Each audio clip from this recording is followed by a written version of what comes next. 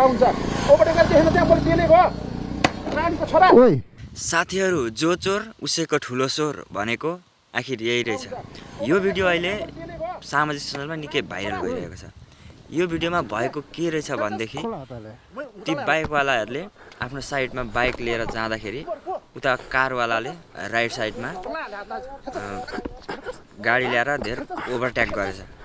त्यो गर्दाखेरि उनीहरूले अलिकति लागेको बाइकवालाको सिधै ज्यानै खत्तम हुने थियो।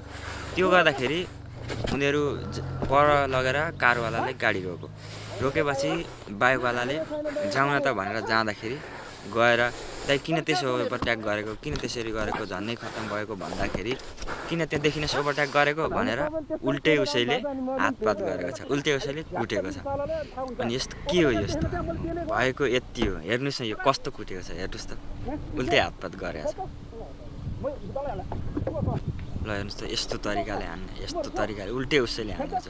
उनीहरूले बाइकवालाले राम्रो मुखले सोधिरहेछ नि, तर उसले एक्लै मुख छाड्दै उल्टै हानिरहेछ। डाइरेक्ट अब उसले बाइकवालाले नै माफी मागिरहेछ र पनि उसले माफी दिएको छैन।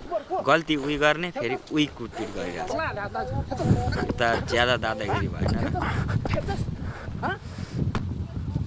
अनि यो फेरि भ्लगहरू हालिस् भने ज्यान जान्छ भन्ने थाहा हुन्छ ओभरटेकर देखेन त्यहाँ मैले पेलेको नानीको छोरा ओइ नाच्के खेल्छस् खोला तले मैं उतालाई हाले मर को खेल्छस् खोला हाले हात खेल्छस् ह खेल्छस् ह नानीको छोरा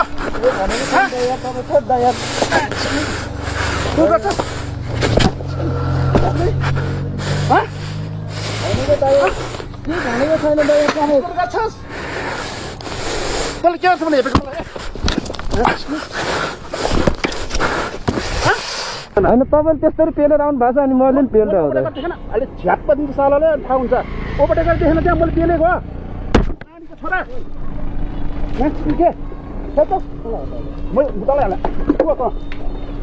को मर को खेल्छस् दाइ केही भनेको छैन दाइ यार, तपाईँले यार दाइ यार